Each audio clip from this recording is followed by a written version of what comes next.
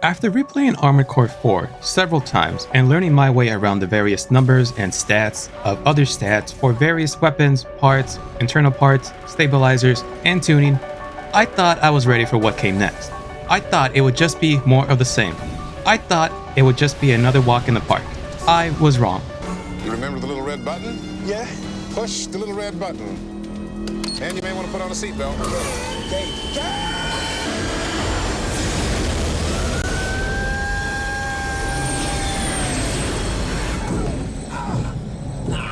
You know, you're much too tense. You're a young man. You need to relax. Learn to take some joy in your work. Do you like music? Armored Core 4 Answer is twice the game that 4 was. It's faster, more intense, and less forgiving. Whereas in 4, I can mostly stand still and cheese a boss or two on occasion, in 4 Answer, movement is the name of the game. In 4, quick turning was not necessary to make it through the more intense parts of the game. In 4 Answer, even though it never once explains how to quick turn, it might be the only way to survive some encounters. Then there's the fact that in 4, I never needed to change the game's regulation settings in order to boost my performance. All the gameplay footage used in my last video was recorded using the default 1.0 regulation. On the other hand, in 4 Answer, I needed to change the regulation settings to 1.20. To anyone unfamiliar with what this does, it fundamentally changes the build of the game. Think of it as if you were somehow able to change a live service game to a previous version before or after they nerfed or buffed certain weapons and skills. Just like in 4, I decided to try to make my way through the game with the bazooka arm cannons from the Gano 1 Sunshine E. With these, I figured it would only be a matter of time before I started to clear missions with S ranks. And then the game said, We don't do that here. While I did find some success using my old strategy from the previous game, I quickly realized that they no longer dominated like they used to. The enemies in this game simply move way too fast, and the maps are bigger, and on the few small maps, AP down 40%. well, the enemies are still faster. So I needed to find another way. I needed to adapt to this new world. Now, for most standard missions where I didn't need to worry about fighting another AC, or Next as they're called in this game, I could get by with some grenade cannons on my back, energy blade on one hand, and a gun in the other. But for the 1-on-1s, or sometimes 2-on-1s, 4-on-1s, 5-on-1s, I needed to find something to replace my cheese formula. And I think I found it. I actually found it relatively early on in my first playthrough, but I was skeptical. What's this doing here? That's it. Bring this to me. You know what this is? It's exactly what I need to make this work. Lift the coil. Go. Put your knees in it. There you go. And drop it. I tried it out for a few times in the arena. Despite finding some early success with them, I mistakenly believed that there was no way they could be better than the bazookas.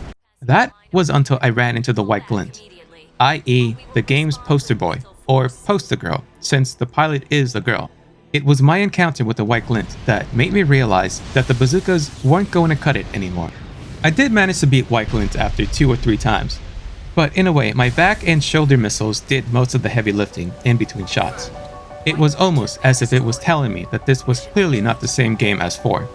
I confess that my revisit to this new weapon was in part due to having low funds at the time.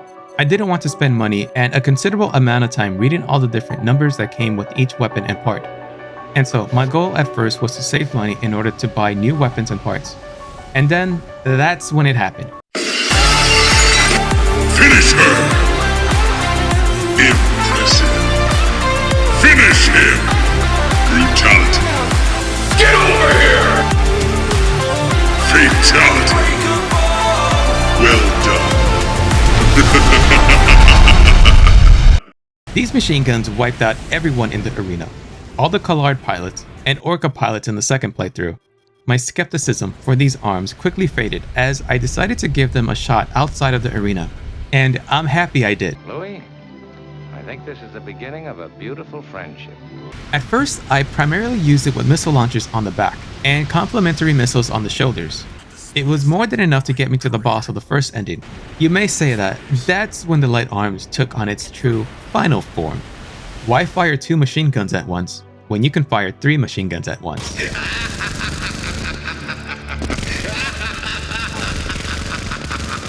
With this, normal mode boss fights became mostly easy. They weren't all as easy as they were in 4, but for the most part, passable. The only exception being the Occupation of Arteria Capal's mission. It's the final mission in order to get the game's third ending.